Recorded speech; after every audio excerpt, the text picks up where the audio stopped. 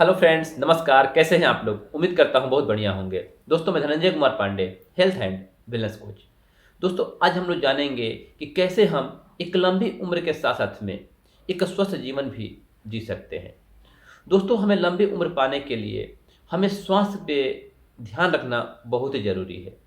आपने बहुत सारे योगियों को देखा होगा, बहुत सारे जो यौगिक क्रिया करते हैं, योग करते हैं, साधना करते हैं, वो लोग लंबी उम्र जीते हैं और हमेशा स्वस्थ रहते हैं।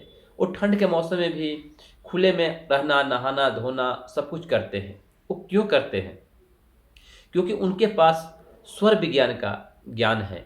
अगर हम भी और आप भी स्वर विज्ञान जान लेते हैं, तो हम लोग भी हर समय, हर माहौल में खुशहाल ज़िंदगी जी सकते हैं और लंबी उम्र को पा सकते हैं।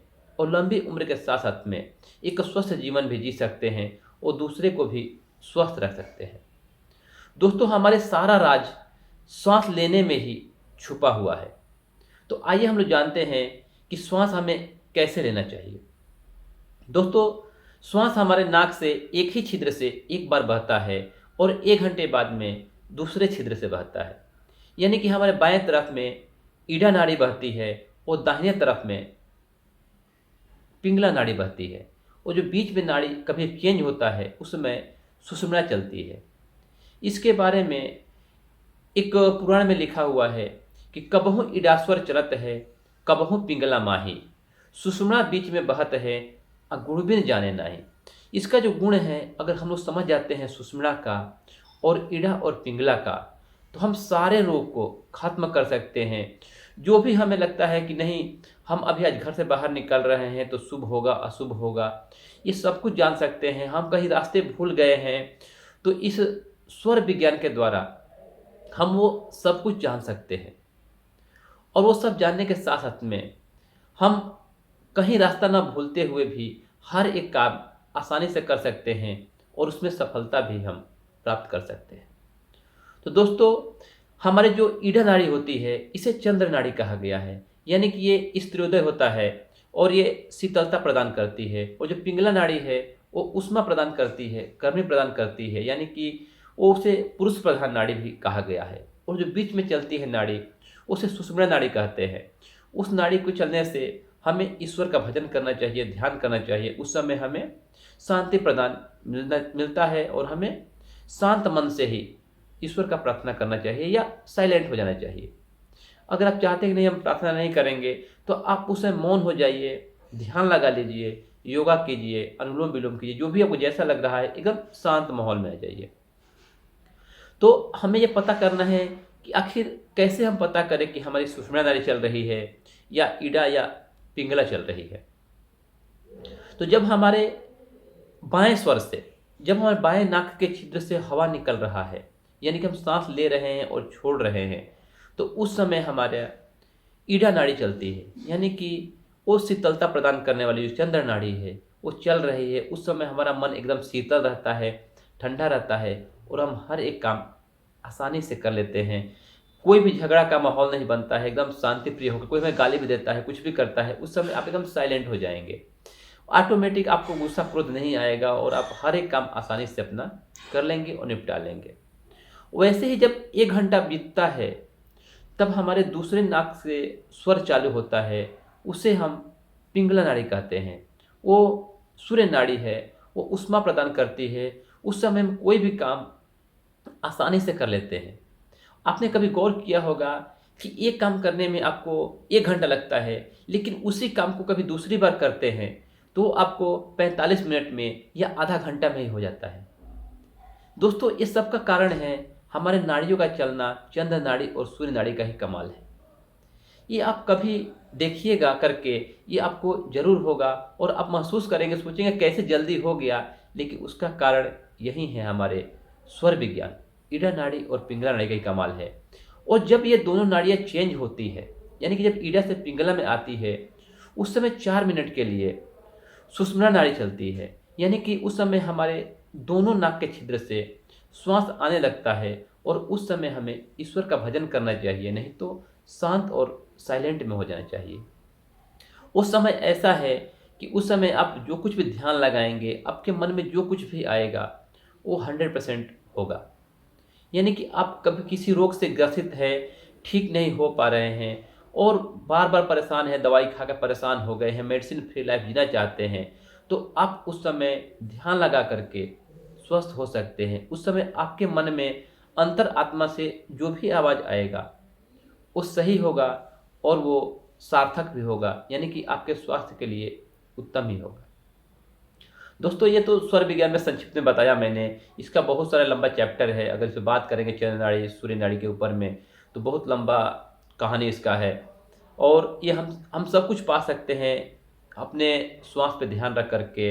हम जब घर से बाहर निकलते हैं तब देख सकते हैं शुभ मुहूर्त, अशुभ मुहूर्त, हमें कब क्या बोलना चाहिए, कब क्या कहना चाहिए। ये सब हम नाक के छिद्र के पास जा करके हवा ले करके समझ जाएंगे और जान जाएंगे कि हमें इस समय जवाब देना है या नहीं देना है, यह कार्य करना है नहीं करना है, यह फॉर्म भरना है नहीं भरना है, हमें इस समय बैंक में जाना है नहीं जाना है। मतलब हर एक चीज़ जो है स्वास्थ्य संबंधित और हमारे जो माहौल हो रहा है आसपास में, कुछ भी एक्टिविटी हो रहा है, उसे हम कंट्रोल कर सकते हैं और उसमें सफलता पा सकते हैं।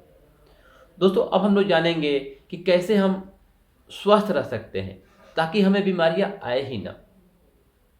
तो दोस्तों, ये जानने के लिए हम लोगों में एक कहावत कहा है, शतायु शतायु में का एक दोहा लिखा हुआ है कि हम शतायु जीवन का मतलब ये होता है कि हम कैसे 100 साल जी सकते हैं।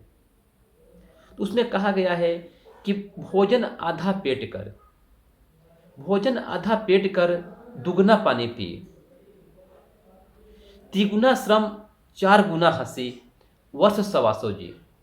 अगर आप 125 साल जीना चाहते हैं तो आधा पेट खाना खाना है। जितना हमारा पेट भरता है, मतलब यहाँ तक नहीं भरना है, हम आधा पेट खाना खाएंगे। जैसे हम 4 रोटी रोज खा रहे हैं तो हमें कोशिश करना है कि हम आज 3 खाएंगे, लेकिन 1-2 सप्ताह में धीरे धीरे कंट्रोल करते करते हम 2 रोटी पे आ जाएंगे।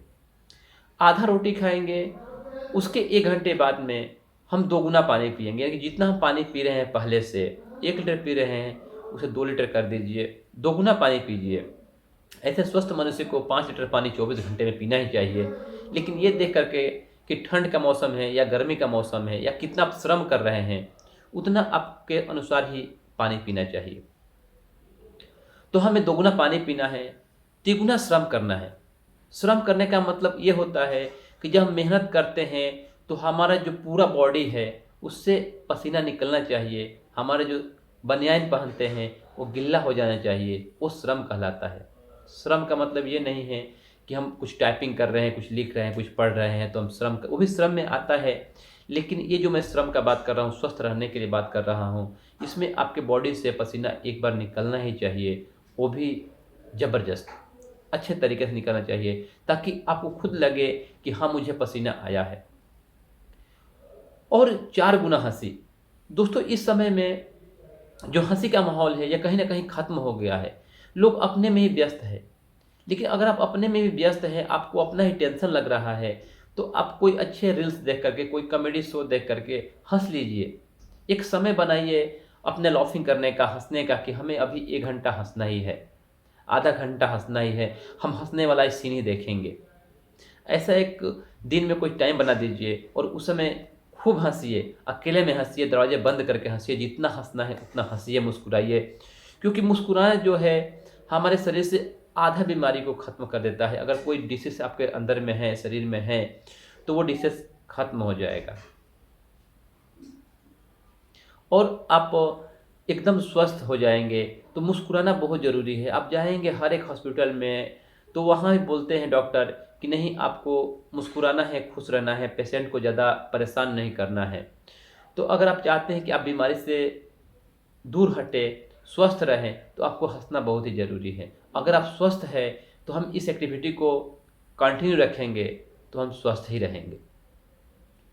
और तो ये जो दोहा है इसे हमें याद करना है और रखना है, हमेशा अपने माइंड में रखना है कि भोजन आधा पेट करे, 2 गुना पानी पिए, 3 गुना श्रम, 4 गुना हंसी, वर्ष 125 जी।